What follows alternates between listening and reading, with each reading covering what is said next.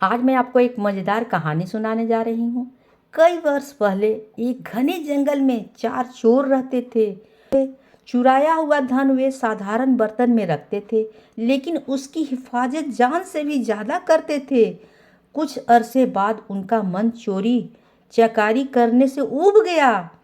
मैं तो ऐसी जिंदगी से तंग आ गया हूँ। हमें हमेशा चौकन्ने रहना पड़ता है, वरना हम पकड़े भी जा सकते हैं। एक ने अपना दुखड़ा रोया। हाँ, मैं भी चाहता हूँ लोग एक शांत सच्ची जिंदगी जिए। दूसरे चोर ने हाँ में हाँ मिलाई। बहुत अच्छा, हम जंगल छोड़कर किसी ऐसे शहर चलते हैं जहाँ हमें कोई जानता न हो।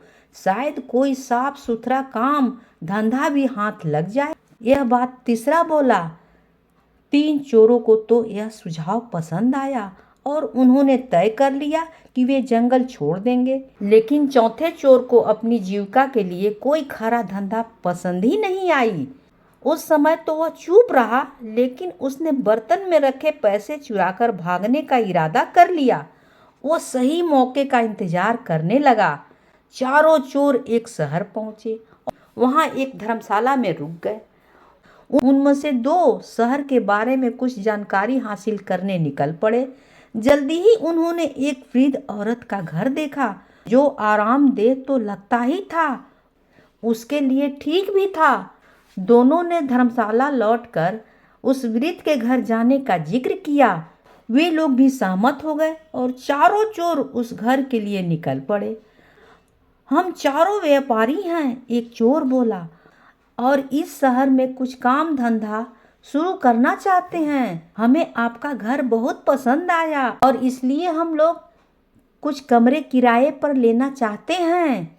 हम जब तक यहाँ रहेंगे आपको अच्छा किराया देते रहेंगे। बुढ़िया बहुत खुश थी और उसने अपने मेहमानों की खूब खातिरदारी की। आप यहाँ जब तक चाहे रुक सकते हैं। वह मुस्कुराई और वह प्रसन्न हुई कि उसे अच्छे किराएदार मिल गए हैं। चारों चोर पता लगा चुके थे कि वह बहुत नेक और सच्ची औरत है, जिसे पराई दौलत का लालच नहीं है। इसलिए उन्होंने अपना पैसा से भरा बर्तन बुढ़िया को संभालने के लिए दे दिया।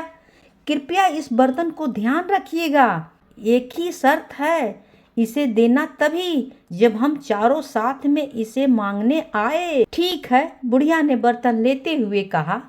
वो अपने घर के पिछवाड़े गई और देखने लगी कि कोई देख तो नहीं रहा है। जब उसे तसल्ली हो गई तो उसने जमीन खोदकर उसमें बर्तन डाला और उसे वापस मिट्टी से ढक दिया। चारों लोगों ने कुछ काम धंधे की तलाश में शहर चले गए कि वे काफी थक गए और बुढ़िया के घर से कुछ ही दूर पर खड़े वृक्ष के नीचे बैठकर सुस्ताने लगे। तभी एक औरत लस्सी बेचती हुई वहां से निकली। चारों ने थोड़ा लस्सी खरीदने का निश्चय किया।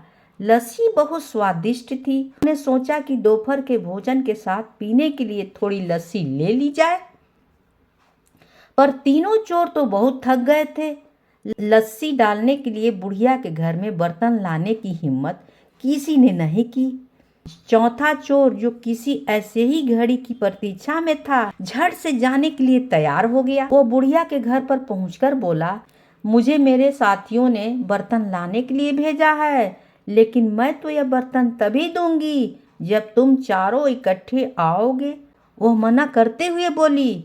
उस चोर के दिमाग में एक विचार आया, मेरे साथी यहाँ से कुछ ही दूर केले के पेड़ के तले बैठे हैं, आप खुद ही पूछ ले। उसने राय दिया। बुढ़िया घर से बाहर निकली। उसने तीनों को पेड़ के नीचे बैठे देखा। क्या आपने अपने दोस्तों को बर्तन लाने के लिए भेजा है? वह चिल्लाई। जी हाँ, कृपया उसे दे दीजिए, तीनों चोरों ने जवाब दिया। बुढ़िया ने सोचा कि उन्हें अपना बर्तन किसी कार्य हेतु चाहिए, जो उन्होंने अपना विश्वसनीय साथी भेजा है। उस चोर को फावड़ा देती हुई वह बोली कि पिछवाड़े से खोद कर बर्तन निकाल ले। इतना कहकर वो अपने घर के कामों में उलझ गई। चोर ने बर्तन निकाला और चुपके से पिछले दरवाजे से भाग खड़ा हुआ। इस बीच उसके दोस्त चिंतित हो रहे थे। काफी वक्त बीत चुका है और उसका साथी का कुछ पता नहीं था। तीनों बुढ़िया के घर आए। हमने अपना साथी एक बर्तन लाने के लिए भेजा था, वह कहाँ है? उन्होंने पूछा। मैंने तो बहुत पहले ही उसे बर्तन खोदने के लिए कुदाल दे दी थी। उसने आपको बर्तन नहीं दिया? बुढ़िया बहुत हैरान हुई। तीनों चोर समझ गए कि उनके साथी ने उनको धोखा दिया है। हमने आपको कहा था ना कि बर्तन तभी देना जब हम चारों आपके पास आए। आपने हमारी बात नहीं मानी। हमें लगता है कि हमारे साथी ने आपके साथ मिलकर हमारा पैसा हथियाने का षड्यंत्र रचा है। वे सब बोले। बुढ़िया बहुत दुखी हुई। वे तीनों उसे शहर के न्यायाधीश के पास ले गए और उसकी शिकायत की। न्यायाधीश ने फैसला दिया कि बुढ़िया की लापरवाही की वजह से तीनों को नुकसान हुआ है, इसलिए सारा हर्जाना बुढ़िया को भरना होगा। बुढ़िया रोती हुई घर पर लौट आई। इसी बीच राजा और उसका मंत्री वेश बदलकर अपनी प्रजा की परेशानियां जानने शहर के दौरे पर थे। इस बात का किसी को पता नहीं था। बुढ़िया को देखकर वे रुक गए और उसके रोने की कारण पूछने लगे। उसी समय आसपास ही कुछ लड़के खेल रहे थे और उसका अगुआ था रमन। बुढ़िया की दुख भरी कहानी उसने भी सुनी। भगवान करे उन तीनों को तुम्हारे साथ ऐसा सलूक करने की सजा मिले, रमन बोला। यह सुनकर राजा और उसका मंत्री बहुत हैरान हुए। उन्होंने रमन से पूछा कि क्या वह इस मामले का फैसला कर सकता है। रमन ने आत्मविश्वास के साथ सिर हिलाया और कहा कि वह अपना फैसला राजा के दरबार में ही सुनाएगा। अगले दिन राजमहल में दरबार लगा। रमन न्यायाधीश के आसन पर बैठ गया था। उसने चोरों की कहानी सुनाई। तुम्हारी शर्त यही थी ना कि बुढ़िया वह बर्तन तुम्हें तभी देगी जब तुम चारों लेने आओगे। रमन के प्रश्न पर तीनों ने हामी भर दी।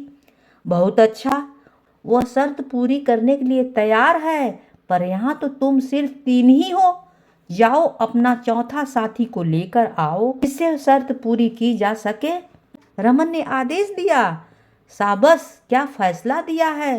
राजा ने रमन की भूरी भूरी प्रशंसा की। तुम छोटे हो पर हो समझदार। आज से तुम मर्यादा रमन के नाम से जाने जाओगे और हमारे दरबार में ऐसे मुकदमा की फैसला तुम ही करोगे। समझे? कहानी होती है समाप्त।